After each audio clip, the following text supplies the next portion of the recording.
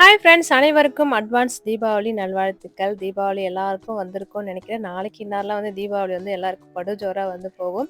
இந்த விலாக் பார்த்தீங்கன்னா வெள்ளிக்கிழமை போல எடுத்தது. அன்னைக்கு வெள்ளிக்கிழமை எனக்கு என்ன ராசி பலன்ல எனக்கு போராட்டம்னு இருக்கா என்னன்னு தெரியல. அப்படிதான் போராடிட்டு இருந்தேன். அந்த காலையில கோலம் போடுறதுக்கு. காலையில கொஞ்சம் தூறல் போட்டுக்கிட்டே இருந்தது. சரி, வாசல்ல வெள்ளிக்கிழமை கோலம் கீழே போட முடியல. சரி, போர்ட்டிகோல கோலம் போட்டுட்டு போய் பூஜை பண்ணலான்னு போட்டேன். ஒண்ணு கோலமாவு சாப்பிடுது, இல்லன்னா எனக்கு கோலம் போடவே விட மாட்டேங்குது. கைய ஃபுல்லா பார்த்தீங்கன்னா கடிச்சுக்கிட்டே இருந்தது. எப்படியோ தப்பிச்சு கொஞ்சமா கோலம் போட்டு, அது படிக்கட்டுல கோலமே போடல. சரி, போட்ட வரைக்கும் போதும் அப்படின்ற மாரி பூஜை ரூமுக்கு பூஜை பண்ண வந்துட்டேன்.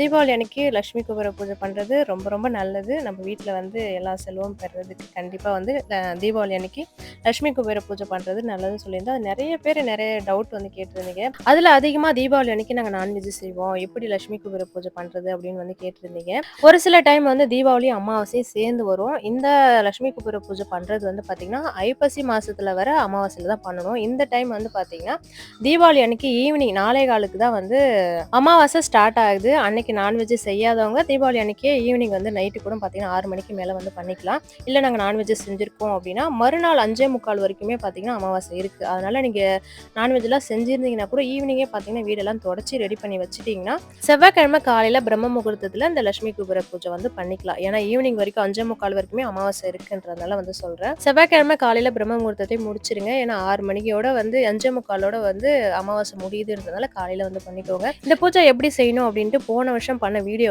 லாங் வீடியோ கொடுத்துருக்கேன். தெரியாதவங்க பார்த்து தெரிஞ்சுக்கோங்க.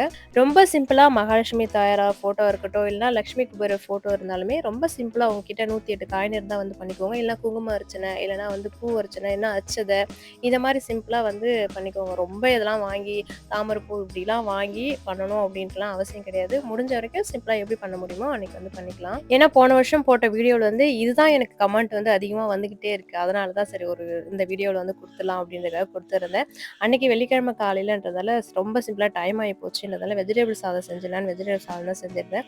அது தொட்டுக்கிறதுக்கு வெண்டைக்காய் இருந்தது. சரி, 65 மாதிரி போட்டு கொடுத்துடலான்னு 65 மசாலா இருக்கு இல்லையா, அதை அப்படியே போட்டு கொடுத்துட்டேன். ஏற்கனவே இது ரெசிபி வேற கேட்டிருந்தீங்க. ரெசிபின்னு ரொம்ப பெருசா எதுவும் கிடையாது. 65 மசாலா இருந்தா அது கூட இஞ்சி பூண்டு பேஸ்ட், நம்ம 65 போடுவோம் இல்லையா, சிக்கன் 65, அப்படியே அதே தான், வேற ஒன்றும் கிடையாது. கார்ன்ஃப்ளவர் மாவு, 65 மசாலா, கொஞ்சமா இஞ்சி பூண்டு பேஸ்ட் போட்டு அப்படியே கொஞ்சம் தண்ணிலாம் தெளிக்க தேவையில்ல. அப்படியே அந்த மசாலாவோட அப்படியே போட்டு பிசைஞ்சிட்டு அப்படியே எண்ணெயில போட்டு எடுத்தா நல்லா மொறு மொறு நல்லா இருக்கும். வேற எதுவும் இல்லை. அதனால இந்த வெண்டைக்காய் 65 போட்டு கொடுத்துடலாம், நல்லா இருக்கும் அப்படின்றத போட்டிருந்தேன். மசாலா என்கிட்ட இல்லை, எங்கள் ஓரத்துக்கிட்ட தான் வாங்கிட்டு போட்டிருந்தேன். பசங்க வேற இன்னும் எனக்கு வெண்டைக்காய் இல்லையா அப்படின்னு கேட்டுக்கிட்டே இருந்தாங்க. நான் கொஞ்சமாக தான் செஞ்சேன், இந்த மசாலா கொஞ்சமாக இருக்கேன்ட்டு. நீங்களும் வெண்டைக்காவில் இந்த மாதிரி ட்ரை பண்ணி பாருங்கள், ரொம்ப சூப்பராக இருக்கும்.